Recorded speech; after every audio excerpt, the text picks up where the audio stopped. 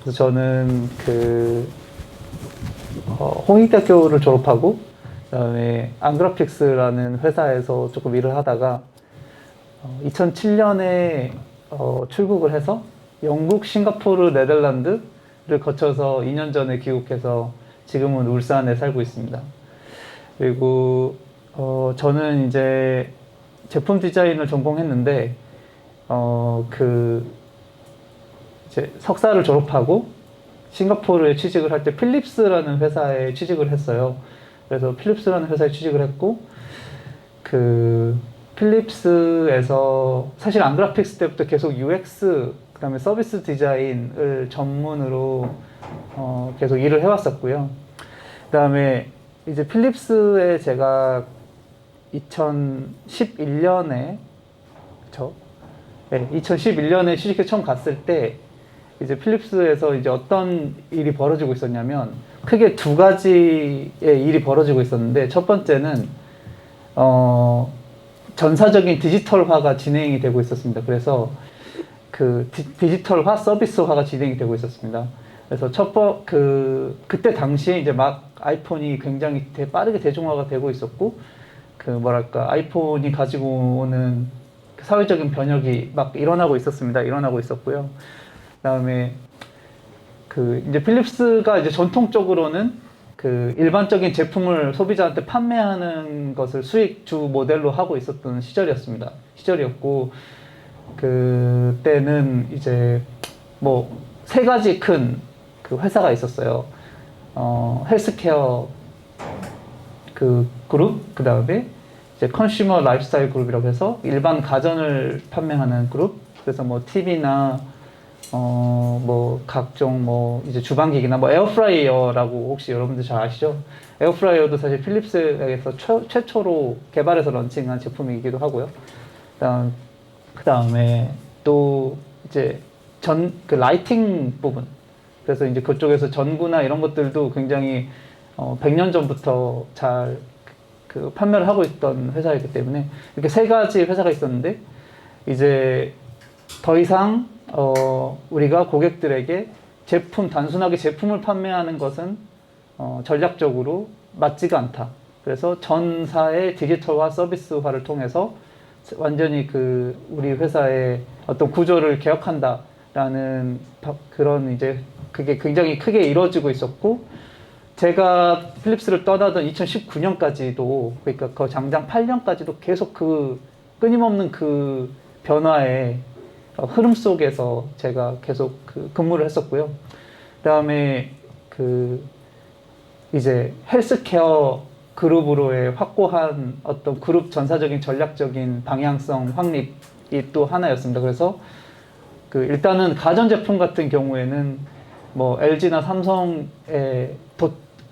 저희 한국 기업에 밀려서 지금은 완전히 다 매각을 하나하나 분사를 시켜서 매각을 하다가 지금은 이제 최종적으로 완전히 매각을 시키는, 진짜로 그런 일이 굉장히 빈번했습니다. 어떻게 하면 우리가 가전제품에서 삼성이나 LG를 이길까? 뭐 그런 논의를 계속 했었어요. 제가 필립스 있을 때. 왜냐하면 필립스 TV 같은 경우에는 한 2005년 정도만 해도 전 세계 점유율의 한 70% 정도가 됐었습니다. 거기가 워낙 라이팅 패널 LED 기술의 보유를 하고 있다 보니까 굉장히 이제 좋은 패널을 생산을 할 수가 있었고, 그렇기 때문에 굉장히 점유율이 높았는데 이제 저희 LG는 삼성한테 너무 추격을 당해서, 그래서 이제 우리는 그런 가전제품은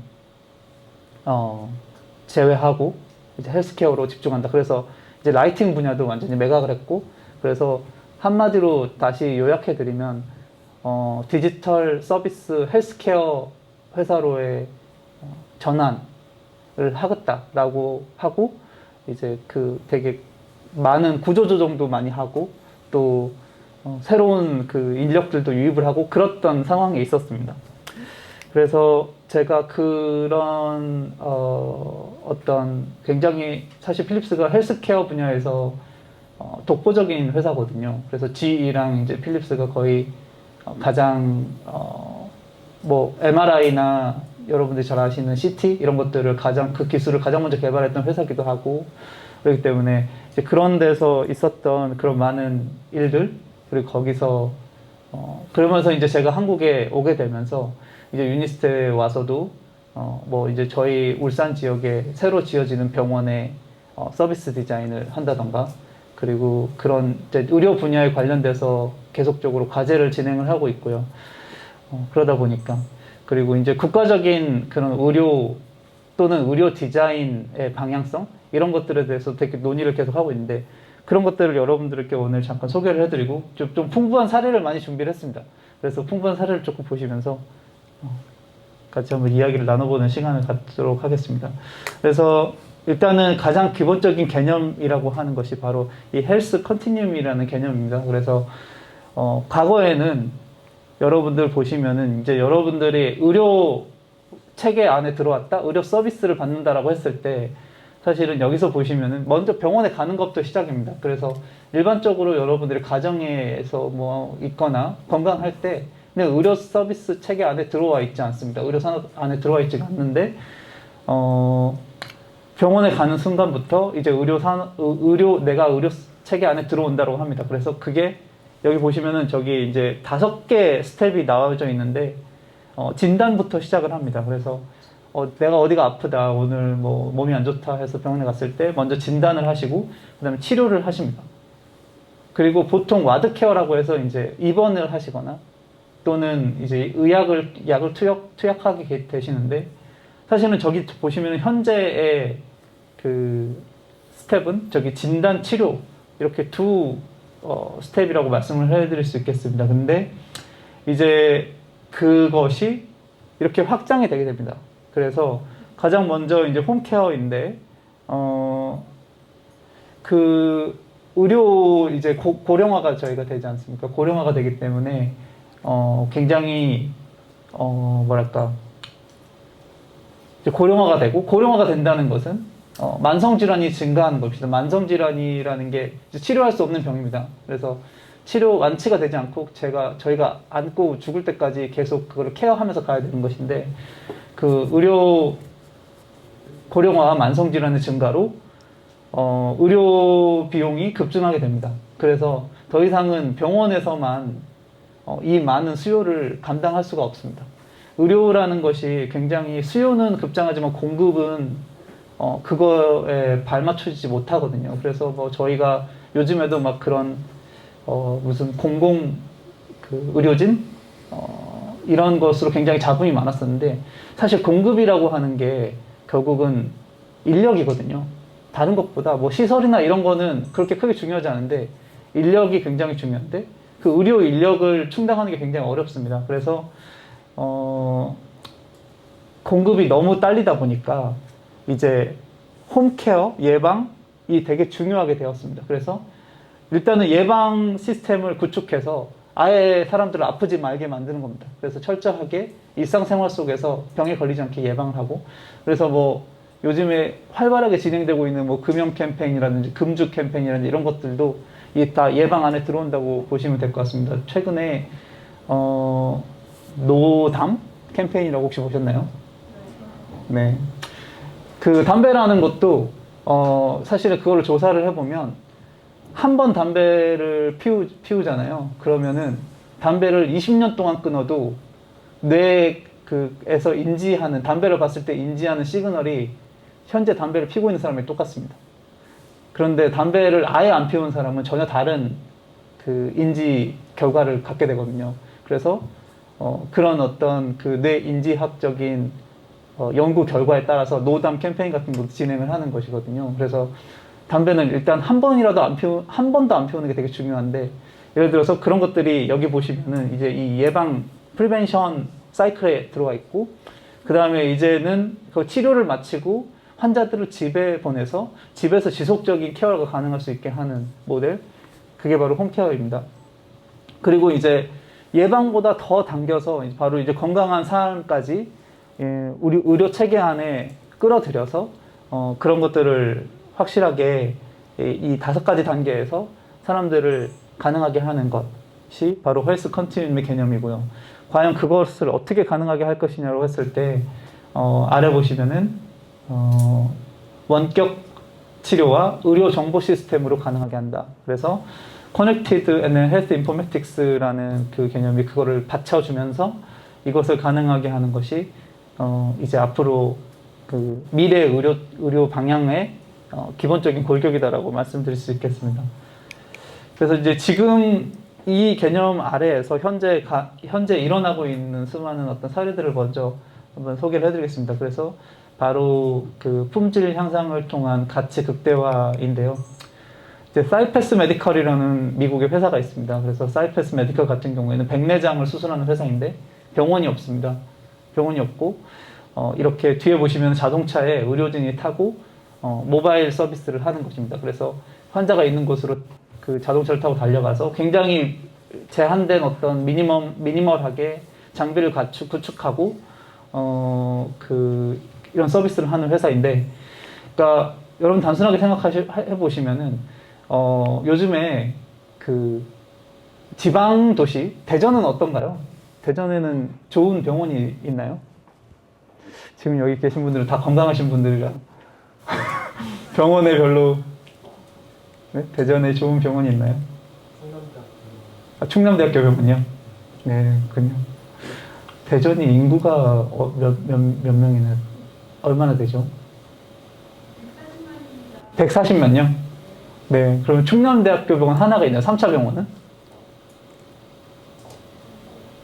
그러니까 일반적으로 140만 정도 되는 인구의 수요를 맞추려면 최소한 대학병원급의 병원이 3개가 있어야 됩니다. 3개 있나요? 그러면은, 네, 그러면 되게 여러분들은 괜찮은 그 의료 체계가 갖춰져 있는 도시에서 살고 계시는 겁니다. 울산은 울산대학교 병원밖에 없거든요. 그래서 지역 주민들의 그 병원에 대한 그 요구가 끊임없이 계속 발생하고 있습니다. 더 좋은 병원, 더 큰 병원을 지어달라고 하고 있습니다.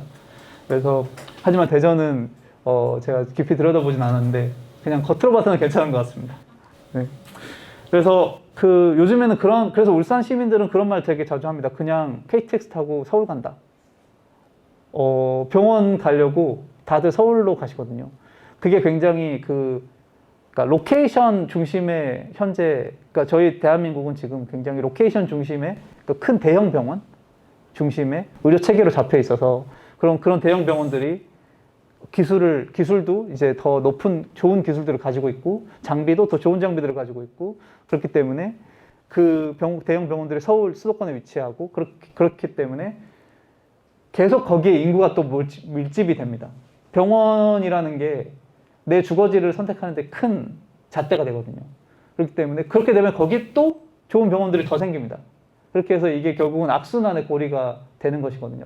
수도권 인구 집중화의 큰 어떤 문제를 견인하는 것이 바로 이 병원인 문제인데, 이제 이들은 돌아다니면서 서비스를 하기 때문에 그런 것들에서 완전히 자유롭습니다. 자유롭고, 그리고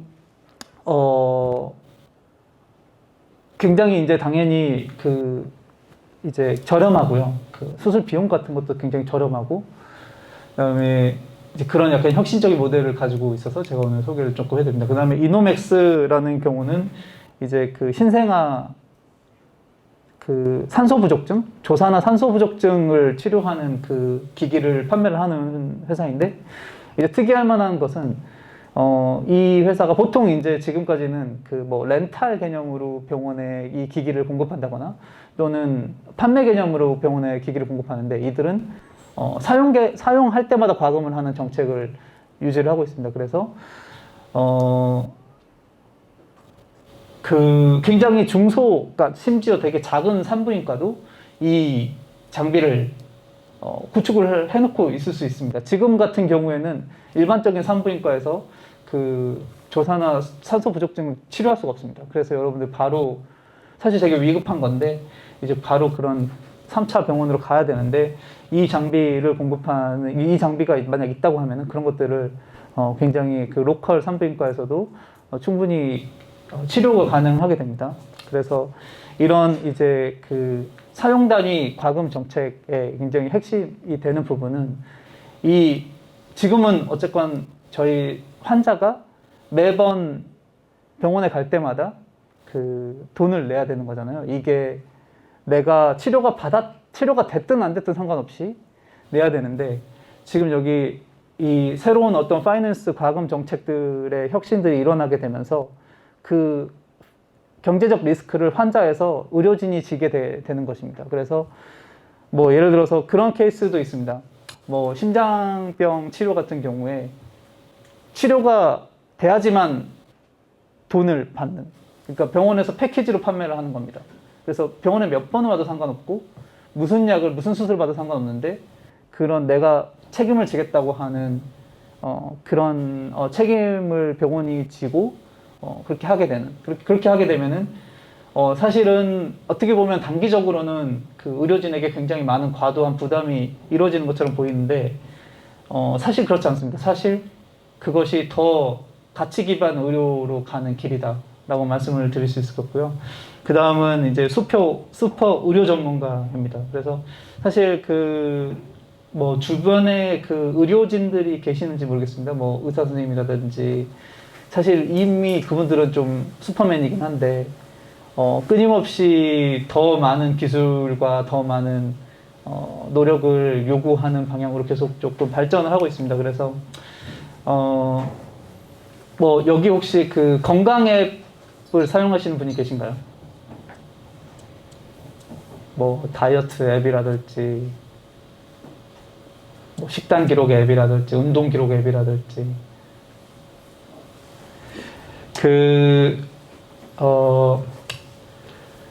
그런 이제 건강 앱을 사용하는 것도 그 본인의 그 스스로의 그 어떤 건강 관리에도 되게 좋지만 되게 파퓰레이션 헬스 측면에도 굉장히 좋습니다. 그래서 이거 같은 경우에는 이제 NHS에서 그 NHS가 영국에 있는 건강보험공단 같은 곳입니다. 그래서 거기서 그 지금 개발하고 있는 바빌론 헬스 앱이라고 하는 건데 이 앱을 통해서 그 스스로가 지금까지 받았던 어떤 치료 기록이나 그리고 심지어 내가 내 웨어러블과 연동돼서 계속 그 입력되는 그런 어떤 수치값이나 이런 것들을 다 한꺼번에 볼 수 있는 그런 앱입니다. 그래서 어떻게 보면 토탈 건강관리 앱이라고 할 수 있겠고요. 저도 지금 현재 그 서울대병원 그다음에 세브란스 병원이랑 같이 이 동일한 서비스를 지금 개발하고 있는데 아마 제 생각에는 조만간 저희 한국에도 이런 그 디지털 서비스가 런칭이 돼서 여러분들의 생활이 조금 개선이 될 거라고 생각을 합니다.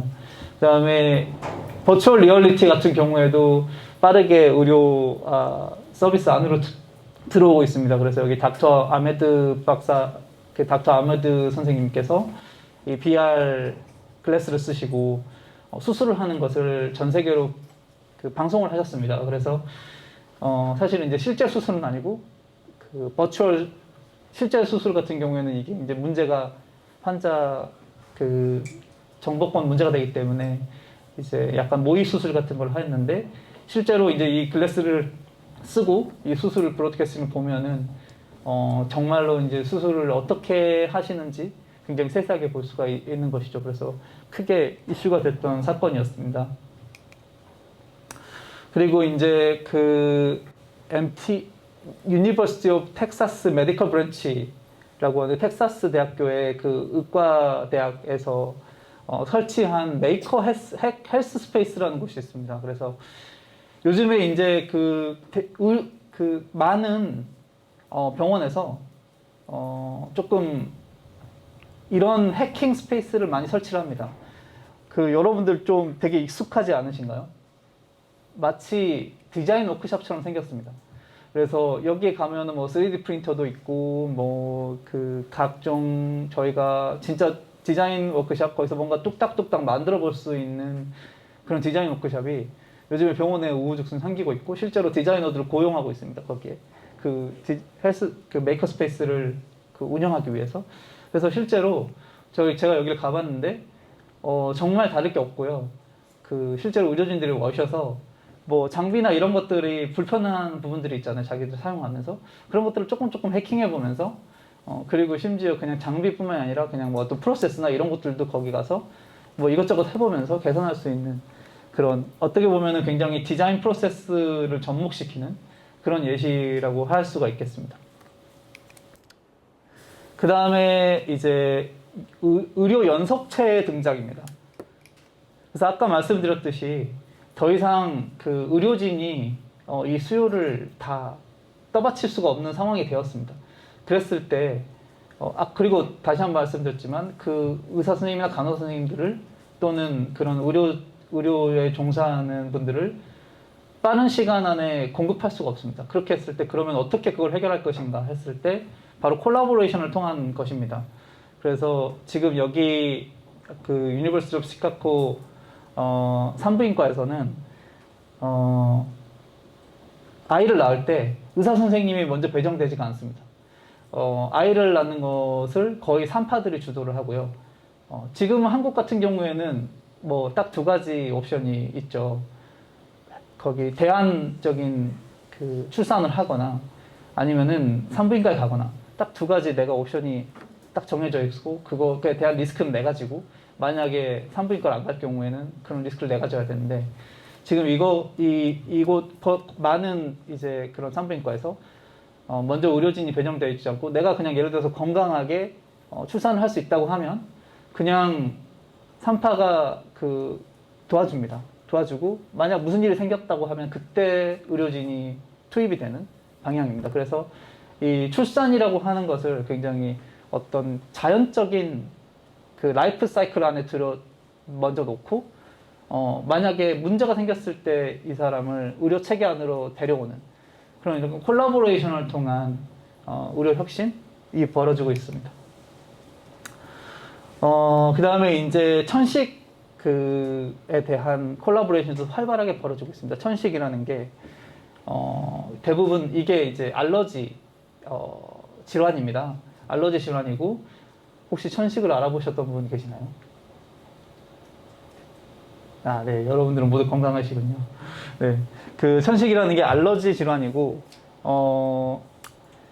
보통 어렸을 때 알러지 질환이 보통 어렸을 때 많이 겪잖아요. 특히 피부 질환도 보통 아이들 때 많이 겪다가 나중에 면역력이 올라가면은 그런 걸 극복하는 경우가 되게 많은데 천식도 마찬가지입니다. 그래서 근데 이 천식이 굉장히 위험한 또 병이고 숨이 안 쉬어집니다. 숨이 안 쉬어지는데 그때마다 이제 그 호흡을 해야 됩니다. 약을 호흡을 해야 되는데 아이가 그걸 하는 게 매우 어렵습니다. 그리고 이게 굉장히 일정한 압력과 일정한 분량을 일정한 시간 동안 호흡을 해야 됩니다. 그거를 아이들한테 가르쳐 주는 게 너무 어렵고 의사 선생님한테를 만나는 시간은 정말 한 5분밖에 안 되잖아요.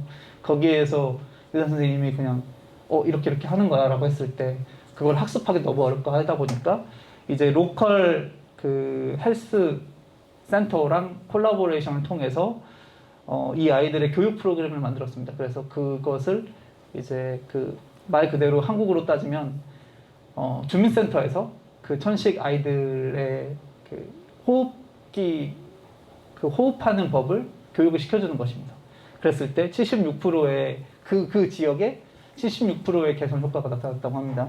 그래서 조금 이렇게 급증하는 수요를 대비하기 위해서 활발한 콜라보레이션이 일어나고 있고 저도 약간 이제 디자이너로서 의료 디자인을 하는 사람인데 디자인도 마찬가지고 그리고 그 외 분야들에서도 활발한 그런 콜라보레이션이 일어나고 있습니다.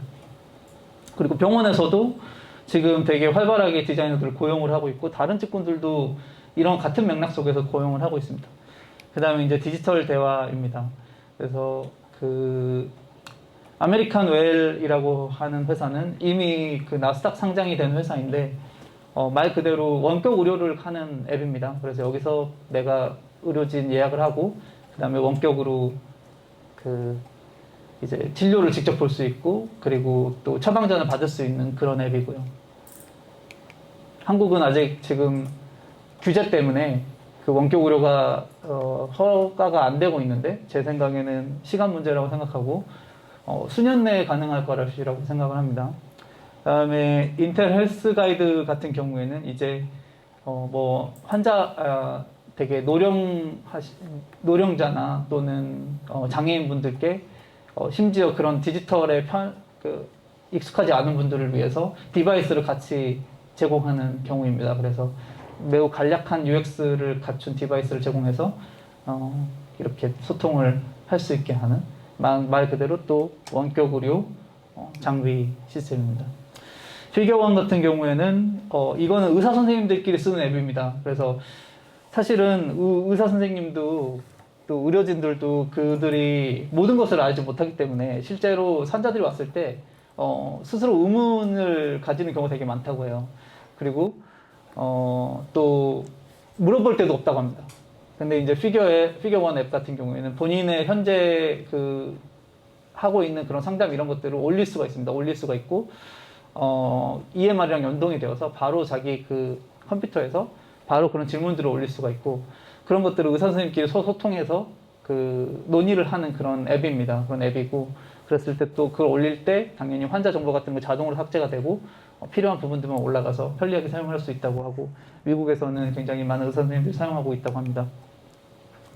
그 다음에 아까 말씀드렸던 천식 이제 인헤일러 같은 경우에는 천식 흡입기 같은 경우에 아까 이제 로엘 같은 경우에는 이제 지역 커뮤니티를 통해서 같이 콜라보레이션을 해결했다고 하면은 어드허리움이라는 회사는 그거를 스마트 인헤일러를 만들어서 해결하고 있습니다. 그래서 이 스마트 인헤일러로 흡입을 했을 때 본인의 흡입 패턴이나 그런 압력이나 이런 것들이 다 기록이 돼서 그런 것들을 점차 개선할 수 있는 디지털 프로그램을 같이 제공을 하고 있습니다.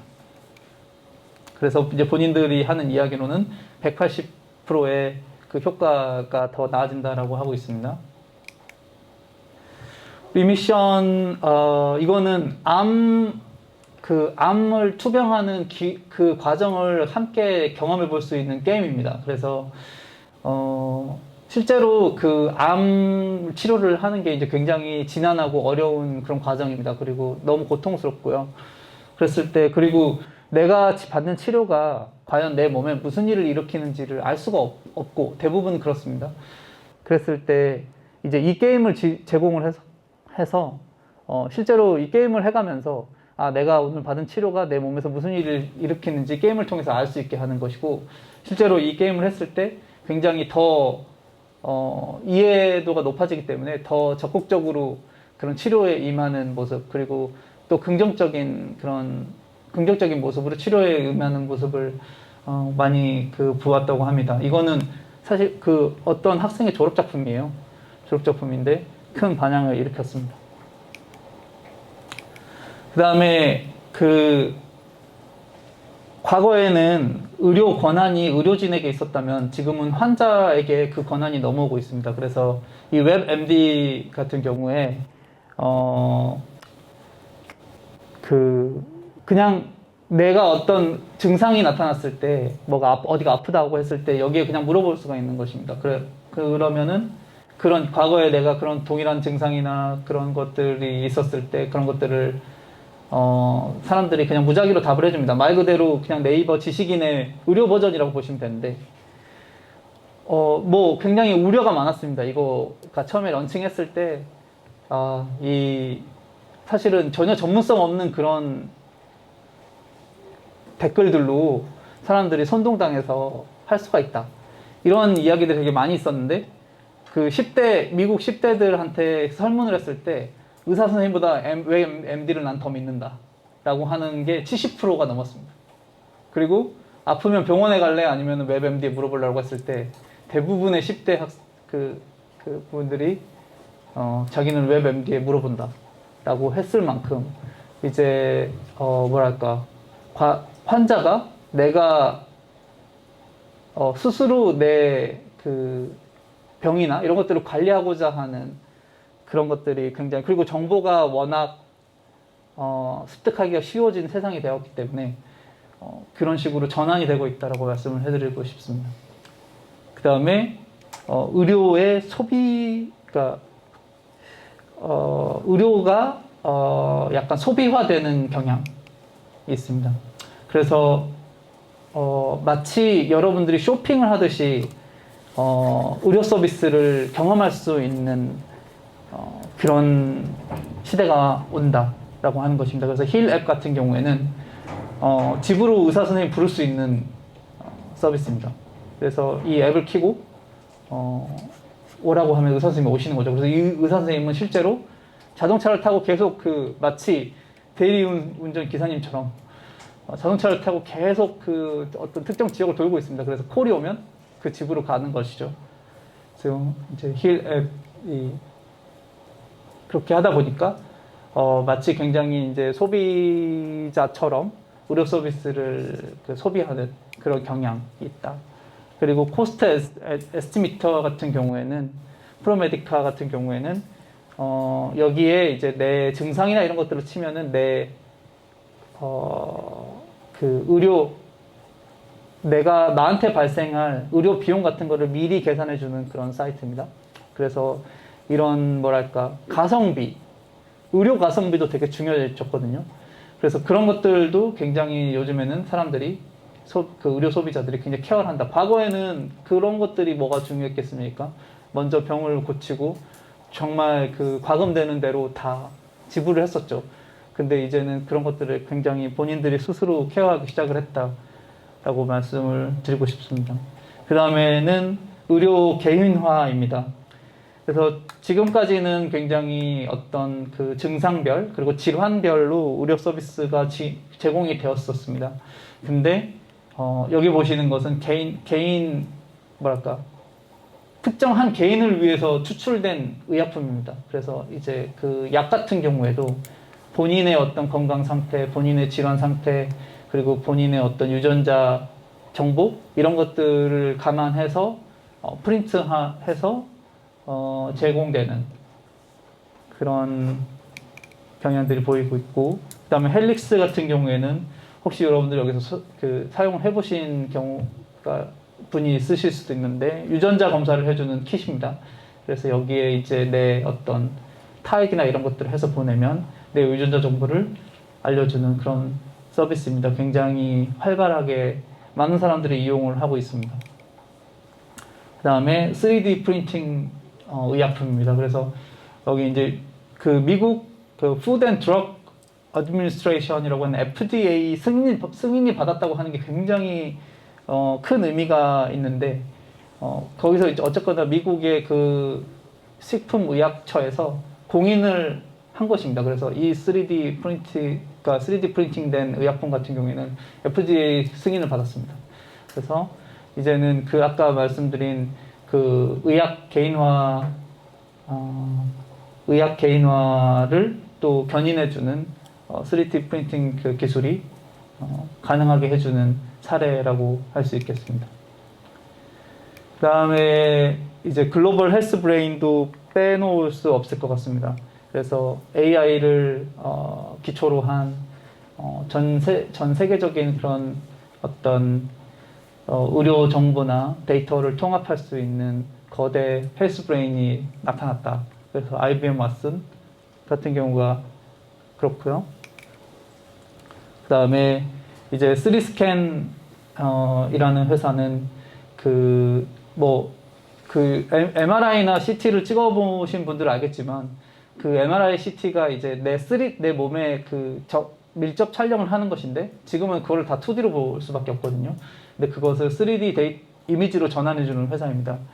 그래서 실제로 이거를 3D로 직접 보았을 때 훨씬 더 직관적이고 빠른 진단이 가능하다고 합니다. 그 다음에 23&me 같은 경우에는 아까 헬릭스랑 똑같은 유전자 검사 회사인데 이거 같은 경우에는 특이할 만한 게 내가 내 정보를 공개할 수가 있습니다. 공개할 수도 있고 심지어 판매할 수도 있습니다. 그래서 그런 데이터의 공개를 가능하게 함으로써 어떤 다른 사람들과의 상관관계나 이런 것들을 훨씬 더 빠르게 알 수가 있고, 그리고 그런 것들에 나오는 어떤 유전자 공학적인 시너지가 있다라고 말을 하고 있습니다. 그리고 이제 이거는 약간 바이오 공학적으로 넘어왔는데 세포 변이가 있습니다. 그래서 실제로 피부 조직을 심장 조직과 뇌 조직으로 바꾸는 그런 연구들이 실제로 활발하게 이루어지고 있고 또 이미 가능하고요. 그 다음에 계속적으로 3D 프린팅 기술이 접목된 그런 사례들이 나오고 있는데 실제로 3D 피부 조직을 3D 프린팅한 경우이고요. 그래서 화상을 입은 환자들에게 이식을 한 경우입니다. 그래서 마찬가지로 3D 프린트로 추출한 그 척추뼈를 이식한 그런 케이스입니다. 그래서 이거를 조금 서머리를 하자면 의료 소비자가 점점 더 스스로의 건강에 관심을 가지고 있다. 그래서 스스로 건강한 생활과 예방에 더 집중할 수 있는 기회가 생성되고 있다. 그 다음에 전 세계 인구 고령화와 만성 질환의 증가로 의료 서비스가 저비용 환경으로 이동하고 있고 가정으로 이동하고 있습니다. 그 다음에 글로벌 의료 자원의 제한으로 의료 산업은 비용을 절감하고 접촉 기회를 늘리는 가치 기반 헬스케어로 전환 중입니다. 그리고 디지털이라는 게 바로 이 모든 것을 가능하게 하는 핵심에 있다. 그래서 디지털은 헬스케어를 전환점으로 이끌어지고 있고, 그 다음에 과거에 하드웨어 공급에서 부가가치를 만들었다면 지금은 소프트웨어 서비스로 이동하고 있습니다. 일단은 저희 연구소에서 하고 있는 프로젝트들을 잠깐 소개를 하겠습니다. 제가 짧게 소개를 하겠습니다. 그래서 이거는 제가 그 사운드오블이라는 회사랑 같이 만든 프리비 앱입니다. 그래서 네이버에서 투자를 받았고요. 이거는 약간 어떻게 보면은 약간 재밌을 수도 있는데 내 그 배뇨량, 그러니까 소변량을 측정하는 앱입니다. 그래서 실제로 화장실에 가서 그 볼일을 보시고 이 앱을 켜놓으면 내가 얼마나 소변을 봤는지, 언제 소변을 봤는지가 자동적으로 기록이 됩니다. 그 소리를 측정하거든요. 그 소변이 물에 떨어지는 소리를 측정합니다. 그래서 사실은 예를 들어서 방광성 전립선 비대증이나 그 다음에 과민성 방광 같은 질환을 갖고 있으면 이제 여러분들이 비뇨기과에 가시면 의사 선생님이 뭐라고 하냐면 컵을 주십니다. 컵을 주시고 종이를 주세요. 그리고 여러분들이 3일 동안 배출하는 모든 소변량을 이 컵에 담아서 미리수를 적고 시간을 적어주세요. 이렇게 얘기를 합니다. 근데 그게 굉장히 번거롭고 또 되게 힘들거든요. 근데 그래서 이 회사는 그거를 조금 개선을 해보고자 하는 이 앱을 만들었습니다. 그래서 굉장히 간편하게 내 배뇨 일지를 작성할 수 있는 앱이고요. 오늘의 배뇨 일지라고 여러분들이 치시면 다운받을 수 있습니다. 그리고 이 마이헬스 저니 같은 경우에는 이거는 이제 네덜란드의 그 어떤 병원에 저희가 납품을 한 그런 건데, 그 병원에서 여러분들이 했던 모든 진료 기록이나 이런 것들을 집에서 간편하게 열람할 수 있는 것입니다. 그래서 처방전이나 내가 언제 의사 선생님 만났고 어떤 소견이 있었고 이런 것들을 다 볼 수 있는 것입니다. 그 다음에 이건 MRI 필립스 MRI 인터페이스를 디자인한 것이고요. 그 다음에 이런 것 같은 경우에는 케어링 홈이라고 해서 여기 보시면은 이렇게 이거는 클렌징 디바이스고요. 저기 오른쪽에 보이는 것은 이제 칫솔이고, 요즘에는 전동 칫솔 이런 것들이 다 연동이 되거든요. 그래서 그런 데이터가 다 넘어오고, 여기 이제 이렇게 뭐랄까 면도기 이런 것들도 있고, 이래서 이 키트를 제공을 했습니다. 그래서 그 가족들이 그 키트를 사용하면서 입수되는 정보들이 저희 쪽으로 넘어오게 됩니다. 그래서 여기 보시면 언제 어떻게 그 칫솔질을 하셨고, 얼마나 듀레이션으로 하셨고, 그리고 얼마나 압력을 주셨는지 이런 것들도 저희가 다 확인을 할 수 있었고, 이제 재밌었던 부분이 어떤 한 여자분이 계셨는데 그분이 조금 압력을 덜 주시는 거예요. 그래서 아까 보이시면 이제 여기에 이 아이패드로 저희가 직접 메시지를 보낼 수가 있습니다. 그래서 요즘에 조금 힘을 덜 주시는데 왜 그러신가요? 했을 때 그 여성분이 모르시는 거예요. 그 이유를. 그래서 저희가 치과에 한번 가보시라고 했습니다. 그랬을 때 이제 약간 치염이 발견이 된 거예요. 근데 본인이 그거를 통증으로 알아채기도 전에 이미 저희는 그런 것들을 데이터로 이렇게 알아내는 것이 가능하다. 이런 것들이 있었고, 또 다른 또 재미있는 많은 사례들이 이 리서치를 통해서 사례들이 있었는데 저희가 시간 관계상 그건 좀 스킵하도록 하겠습니다. 그다음에 이거 같은 경우에는 이 아이들을 위한 그 천식 흡입기랑 연동된 게임입니다. 그래서 그 이제 아이들이 아무래도 뭐 적정한, 아까 말씀드렸듯이 적정한 양과 적정한 시간, 적정한 속도, 압력 이런 것들이 되게 어렵다고 말씀을 드렸었는데, 이제 게임을 통해서 저기 보신 물고기가 이제 그 적정한 그 사이로 통과를 해야 되거든요. 그렇게 하면서 그거를 습득할 수 있게 하는 그런 게임입니다. 네, 제가 오늘 준비한 내용은 여기까지고요. 여러분들 조금 그 질의응답 시간이 있더라고요. 그래서 20분 정도 질의응답 시간이 있는데 여러분 편하게 질문 있으시면 해주시면 감사드리겠습니다. 제가 질문을 먼저 하겠습니다. 저희가 디자인 전공을 한 학생들이 굉장히 많아요. 네. 근데 이제 의료 이쪽 산업과 이제 디자인 산업이 네. 협업으로 많이 하고 있다고 아까 말씀하셨는데, 네. 디자인에도 이제 분야가 많이 나뉘어져 있잖아요. 네. 그래서 이제 학생들이 이제 앞으로 취업도 해야 되고 하니까 네.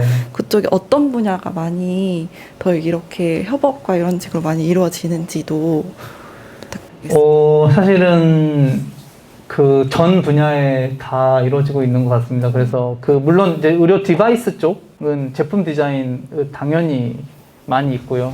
그다음에 아까 제가 보여드렸던 그 UX 디자인, UI 디자인 쪽도 활발하게 있고, 그리고 이제 요즘에는 서비스 디자인 분야 같은 경우에도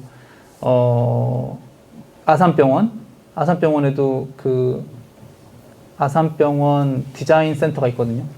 그래서 거기서 뭐 서비스 체계 자체를 개선하는 프로젝트들이 되게 많습니다. 특히나 이번에 코로나를 맞아서 그 동선을 완전히 분리했어야 되거든요. 코로나 환자들이 가는 동선과 병원 내에서, 그리고 일반 환자들이 가는 동선과 이런 것들 프로젝트도 진행을 거기서 했고, 그다음에 뭐 서울의료원, 그다음에 세브란스 병원 이런 데서도 다 디자인 팀이 있습니다. 그래서 거기에 그런 서비스 디자인 쪽도 마찬가지고, 그래서 약간 전 분야에서 디자이너들이 고용을 하고 있는 것 같아요. 네. 그래서 네. 병원도 굉장히 흥미로운 곳이기 때문에 여러분들이 관심 있으시면 좀 들여다보시면은 그런 채용 공고 이런 것들도 많이 보실 수 있을 것 같고요. 네. 감사합니다. 네. 그 의료 쪽 디자인 할 때 그럼 예. 처음에 일은 어떻게 따오시나요? 프로젝트 하는. 그러니까 사실은 굉장히 뭐랄까, 일단은 한국 같은 케이스를 먼저 말씀을 드리면, 일단은 정부 주도적인 그 프로젝트가 되게 많습니다. 그러니까 한국 정말 대한민국은 엄청난, 제가 봤을 때는 저희가 너무 좀 힘들게 살고 있는 건 확실한데, 분명 대단한 나라인 건 분명한 게, 그 뭐 제가 그 되게 그 전략적으로 많이 논의했던 그런 부분들 있잖아요. 그런 부분들이 한국에 오니까 다 이루어지고 있더라고요. 그리고 정부 주도로, 한국은 좀 그런 혁신 프로젝트 같은 경우에는 정부 주도로 되는 경우가 되게 많거든요. 물론 병원 내에서도 그런 것들을 다 인지하고 있지만 정부 프로젝트랑 매칭돼서 되는 경우가 되게 많고, 그랬을 때 일단 일반적으로는 그런 병원에서 정부의 어떤 그 요구를 받아가지고 프로젝트가 만들어지고,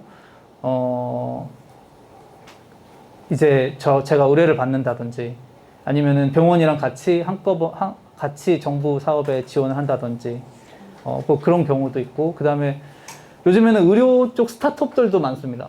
그래서 이제 그 스타트업들 쪽에서 디자인 의뢰를 받는다든지 뭐 그런 식으로 진행을 하고 있습니다. 네. 조금 여러 가지 소스인 것 같아요. 네. 감사합니다. 네. 감사합니다. 그리고 뭐랄까, 그런 경우 많습니다. 뭐 의료진들, 사실은 이제 의료 소비자 입장에서는 안 좋은 걸 수도 있는데, 요즘에는 의료진들한테 계속 연구를 하라고 해요. 그래서 의료과학자 프로젝트라고 이런 게 있어요. 그래서 의사 선생님들 그 환자만 돌보지 마시고 혁신을 해야 되니까 연구를 하세요. 그래서 여러분들의 시간을 빼서 연구를 하세요. 이런 사업들이 있고, 그런 것들이 선정된 의사 선생님들이 혼자 할 수 없거든요.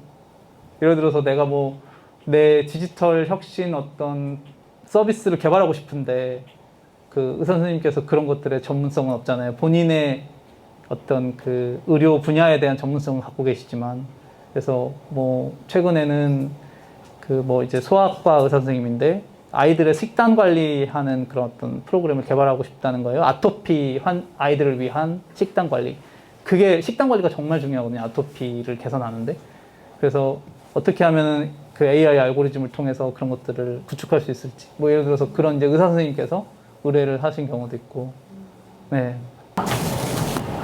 아까 그 코로나 확진자 그 이동 경로를 차단하고 그런 부분에 대해서 말씀을 해주셨는데 네. 혹시 코로나나 아니면 코로나 이외에 그 이런 감염병 등에 대해서 그 예방이라거나 아니면은 그 발생 이후에 그 처리 같은 부분에서도 진행 중인 프로젝트나 아니면 앞으로 하게 될 것 같은 일들이 있는지 한번 여쭤보고 싶거든요.